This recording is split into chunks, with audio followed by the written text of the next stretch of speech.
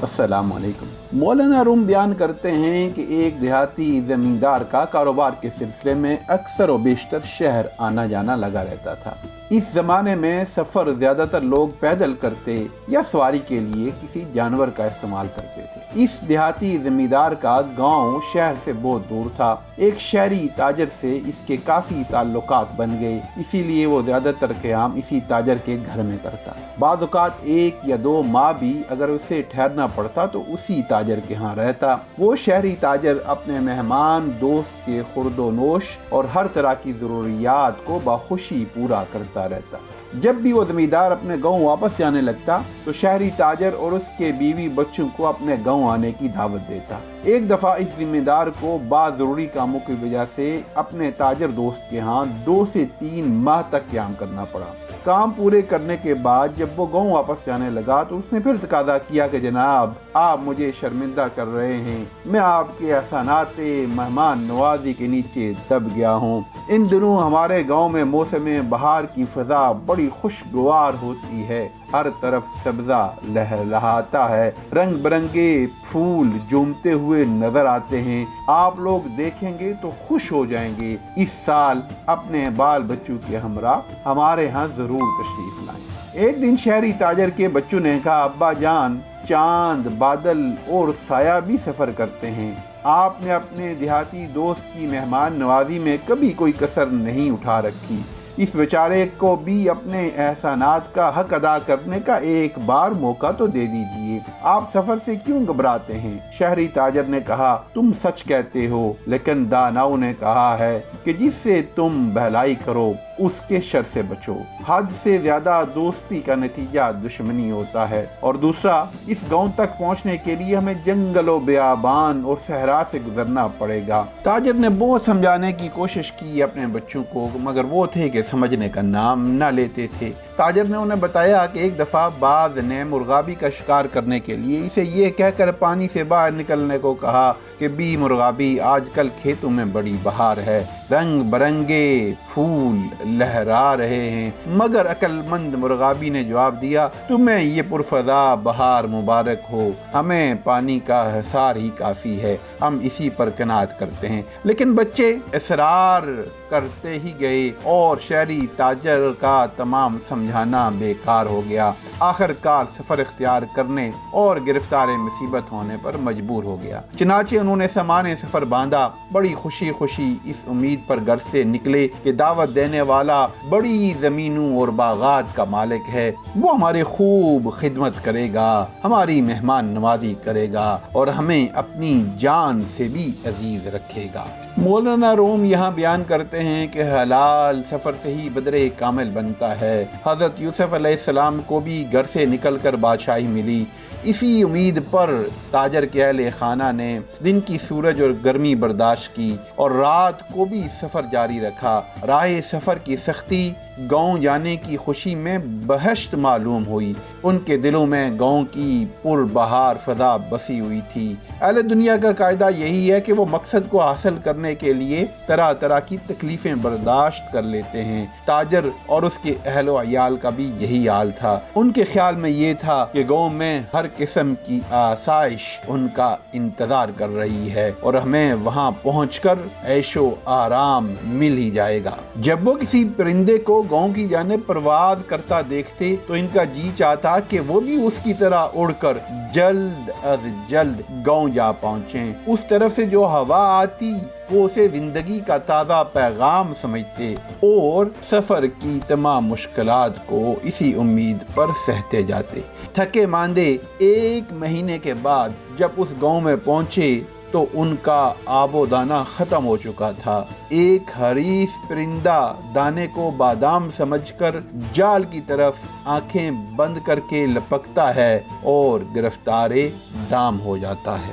جب ان مسافروں کو اس زمیندار کا گھر سامنے نظر آیا تو وہ اسے اپنا گھر سمجھ کر اس کی طرف لپکے، مگر دروازہ بند پایا۔ اس پر تاجر بہت حرام ہوا، مگر یہ غصے کا موقع نہ تھا، کیونکہ جب کنویں میں گر پڑیں تو وہاں تیزی کام نہیں آتی۔ اس دیہاتی کو جب ان کے آنے کی خبر ہوئی تو وہ روپوش ہو گیا۔ انہوں نے دروازے پر دستک دے کر اس زمیندار کو اپنے آنے کی خبر دی۔ اندر سے جواب ملا، وہ ان دنوں کسی منزل کو پانے کے لیے چلہ کشی میں ہیں، ان پر مجذوبیت کا رنگ غالب ہے۔ وہ بے سہارا قافلہ دروازے کے باہر ہی ٹھہر گیا۔ بچوں کی ساری تمناؤں اور خواہشوں پر پانی پھر گیا۔ ان کے پاؤں میں چھالے اور آنکھوں میں آنسو تھے۔ آرام دہ بستر پر سونے والوں نے وہ دن اور رات کانٹوں پر گزاری۔ تیسرے دن تاجر کی اس دیہاتی پر نظر پڑ گئی۔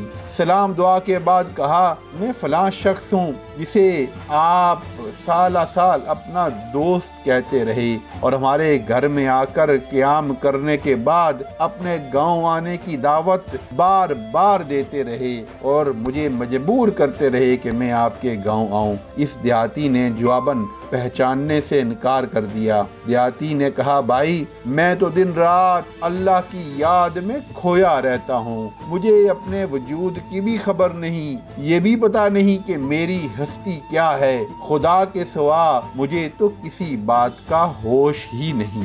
شہری تاجر نے کہا، بھائی جس کے ہاں سے جو شخص پیٹ بھرے اس کی آنکھ شرماتی ہے اور سر نیچا ہو جاتا ہے۔ دیہاتی نے شہری تاجر کی باتیں سنی انسنی کر دی۔ تیسری رات بھی انہوں نے تارے گنتے ہوئے گزار دی۔ چوتھے دن موسم ابر آلود ہو گیا۔ شام کو آندھی طوفان نے انہیں آ گھیرا۔ سر چھپانے کے لیے جو انہوں نے ٹھکانہ بنایا ہوا تھا وہ اس سے بھی گئے۔ شہری تاجر کہنے لگا، قیامت کا وقت آ گیا ہے۔ جس طرح شریف لوگ بے بسی کے عالم میں کمینوں کے محتاج ہو جاتے ہیں، اسی طرح تاجر بھی مجبور ہو کر پھر زمیندار کے دروازے پر گیا۔ بہت رویا۔ بڑی مشکل کے ساتھ اس دیہاتی نے دروازہ کھولا۔ تاجر نے مجبور اور بے بس ہو کر کہا، بھائی میں اپنے تعلقات اور جملہ حقوق سے دستبردار ہوتا ہوں، ہم ایسی سختی کے عادی نہیں تھے جو ہمیں یہاں دیکھنا پڑی، خدا کے واسطے ہمیں راہی اور مسافر ہی سمجھ کر کوئی چھت والی جگہ دے دیں، خدا آخرت میں تجھ کو اس کی جزا دے گا، اگر تجھے یہ منظور نہیں تو مجھے قتل کر ڈال، میں اپنا خون تجھے معاف کرتا ہوں۔ اس جاڑے کے موسم میں اب ان معصوم اور بے گناہ بچوں کی تکلیف مجھ سے دیکھی نہیں جا رہی۔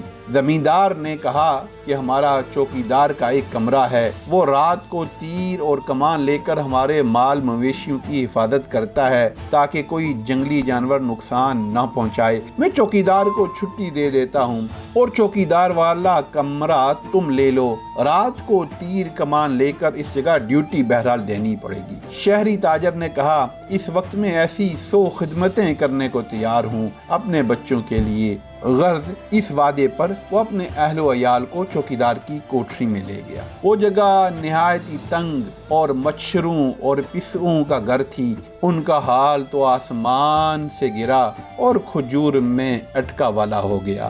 بہرحال شہری تاجر تیر کمان ہاتھ میں لے کر اپنا فرض بجا لا رہا تھا کہ آدھی رات گزرنے پر اس نے محسوس کیا کہ بھیڑیا آ گھسا۔ اس نے نشانہ جوڑ کر تیر چلایا اور وہ سیدھا نشانے پر جا لگا۔ حیوان زخمی ہو کر گر پڑا اور گرتے ہی اس حیوان کے منہ سے آواز نکلی جس کو سن کر دیہاتی زمیندار فوراً باہر آ گیا اور زور زور سے دہائی دینے لگا، ارے ظالم، یہ کیا غضب کر دیا، تو نے میرا گدھا مار دیا۔ تاجر نے کہا، تم اچھی طرح جا کر دیکھ لو، اندھیری رات ہے، آندھی اور طوفان اور بارش میں تمہیں غلط فہمی ہو سکتی ہے۔ تاجر کی یہ بات سن کر زمیندار نے کہا، خواہ وہ کیسی ہی زور کی ہوا چل رہی ہو، میں اپنے گدھے کی آواز کو بہت اچھے انداز میں پہچانتا ہوں، مجھے غلطی نہیں لگ سکتی، وہ میرے گدھے کی ہی آواز تھی۔ یہ سن کر تاجر کے صبر کا پیمانہ لبریز ہو گیا۔ اس نے اس زمیندار کو گریبان سے پکڑ لیا اور کہا، اے بے حیا، تو نے تاریکی اور جاڑے کے موسم میں ہوا اور آندھی اور طوفان اور بارش میں اپنے گدھے کی آواز کو تو پہچان لیا اور اپنے 10 سال کے پرانے دوست اور رفیق اور محسن کو پہچان نہ سکا۔ میری مروت اور احسان کو خاک میں ملا دیا اور بہانہ یہ کیا کہ میں فنا فی اللہ ہو گیا ہوں۔ تو دنیا و ما فیہا کی کوئی خبر نہیں، مگر آدھی رات کو آواز خر یعنی کہ گدے کی آواز کی تو نے شناخت کر لی، اپنے آپ کو عاشق الہی ظاہر کیا، مگر تیرا یارانہ تو شیطان سے تھا۔ حضرت داؤد کے ہاتھ میں تو لوہا موم ہو جاتا تھا، تو ایسا شخص ہے جو موم کو لوہا بنا رہا ہے۔ تجھ جیسے بے وقوف، چال باز اور احسان فراموش سے تو شیطان بھی پناہ مانگتا ہے۔ حق تعالی مکاروں اور کمینوں کو اسی طرح ہی رسوا کرتا ہے۔ مولانا روم دراصل اس حکایت سے ان دین فروش اور مذہب کی تجارت کرنے والے لوگوں کی فطرت کی کمینگی کی طرف انسان کی توجہ مبذول کروا رہے ہیں کہ جب خدمت کروانے کا موقع ہو تو انہیں دنیا کی ہر چیز یاد آ جاتی ہے، لیکن جب انسانیت کو دوبارہ لٹانے کی باری آتی ہے تو وہ اپنے آپ کو فنا فی اللہ مشہور کر کے اپنی ذمہ داریوں سے پہلو تہی اختیار کر لیتے ہیں۔ بہت شکریہ۔ السلام علیکم ورحمۃ اللہ وبرکاتہ۔